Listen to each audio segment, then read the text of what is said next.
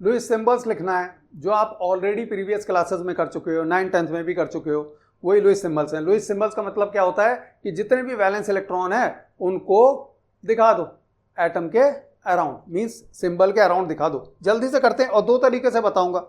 Means आप कैसे find करोगे कि वैलेंस इलेक्ट्रॉन कितने हैं, वो दोनों तरीके से बताऊंगा। और मान लो कि बहुत बाद का कोई एलिमेंट पूछा जाता है तो कैसे पता करेंगे कि उसमें कितने वैलेंस इलेक्ट्रॉन होंगे, वो भी बताता हूं। अब देखो इसमें क्वेश्चन क्या है, write Lewis dot symbols for atoms of the following elements. पहला क्या है, मैग्नीशियम।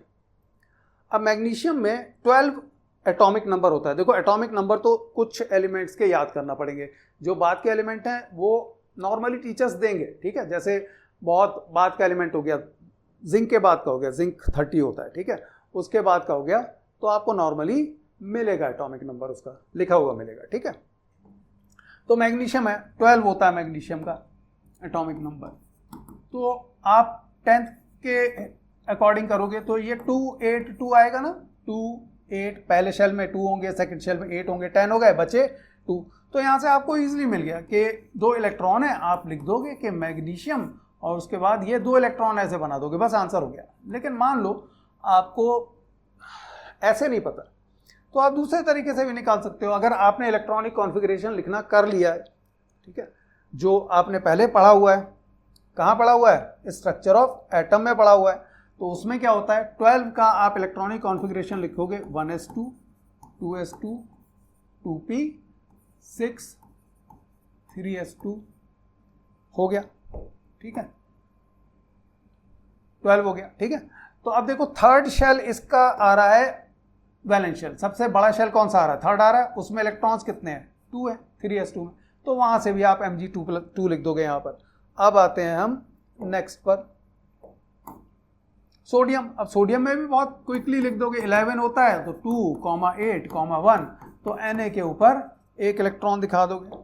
नेक्स्ट है बोरॉन, तो बोरॉन का आपका जो एटॉमिक नंबर होता है वो कितना होता है, 5 होता है, तो ये 2, 3, तो बोरॉन पर 3 इलेक्ट्रॉन दिखा दोगे ऐसे।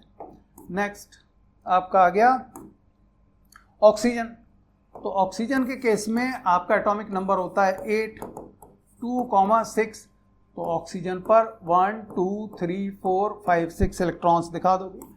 नाइट्रोजन, नाइट्रोजन का होता है 7, तो लिखोगे नाइट्रोजन 7, 2, 5, तो 5 है वैलेंस शेल में, तो 5 दिखा दोगे, 1, 2, 3, 4, 5। नेक्स्ट ब्रोमीन, ब्रोमीन आपका हेलोजन फैमिली में आता है, 7 होंगे, ठीक है। अब देखो यहां मैं कह रहा था कि कैसे आप पता करोगे कि अगर बहुत नीचे है यहां पर तो आपको एटॉमिक नंबर नहीं पता हो सकता है, तो आप ये देखोगे कि ये किस ग्रुप में आता है। जिस ग्रुप में आता है वैलेंसी तो सेम ही होना है, तो ब्रोमीन आएगा ऑब्वियसली फ्लोरीन वाले ग्रुप में, फ्लोरीन, क्लोरीन, ब्रोमीन, आयोडीन। तो जब ये फ्लोरीन वाले में आएगा तो फ्लोरीन में कितने इलेक्ट्रॉन होंगे वैलेंस शेल में, तो फ्लोरीन का अगर लिखोगे 9 एटॉमिक नंबर तो इसका 2, 7 होंगे, इसके भी 7 होंगे। तो ब्रोमीन के केस में आप क्या लिखोगे, 1, 2, 3, 4, 5, 6, 7 हो गया आंसर ब्रोमीन का भी।